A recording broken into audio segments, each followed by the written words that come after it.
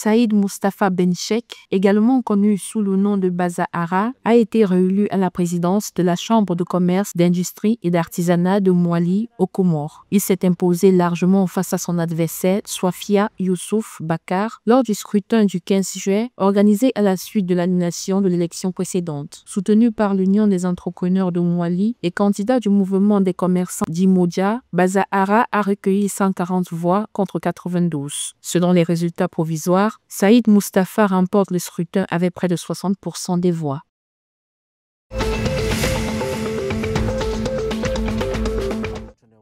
Grâce à la technique de riziculture intensive soutenue par le projet PAPRI, Madagascar a obtenu en moyenne plus de 5 tonnes de riz par hectare. C'est ce qu'a expliqué la coordonnatrice nationale Zoé Linirana Zoé Patricia le 17 juillet 2025. Cependant, les résultats varient selon les régions. Par exemple, dans l'endroit où Latsimo Andrefana, les rendements ont atteint environ 3,75 tonnes par hectare, tandis que dans la Moroni Mania, le rendement moyen s'est élevé à 6,24 tonnes par hectare.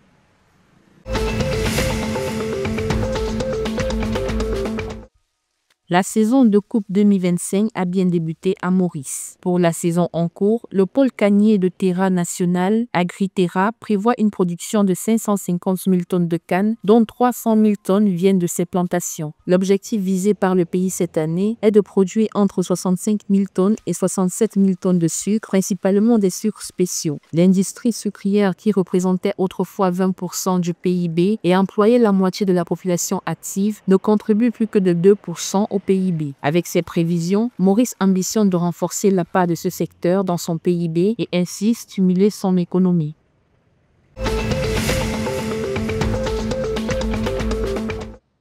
Le 17 juillet 2025, une session de formation axée sur les techniques de premier secours et de la réanimation cardio-pulmonaire a été organisée pour les professionnels du secteur touristique aux Seychelles. Cette démarche a pour objectif de renforcer la sécurité des visiteurs en dotant les acteurs du tourisme des compétences nécessaires pour intervenir efficacement en cas d'urgence médicale. À l'issue de cette formation, le ministère du Tourisme a délivré des certificats aux participants, confirmant leur capacité à gérer des situations critiques sur le terrain.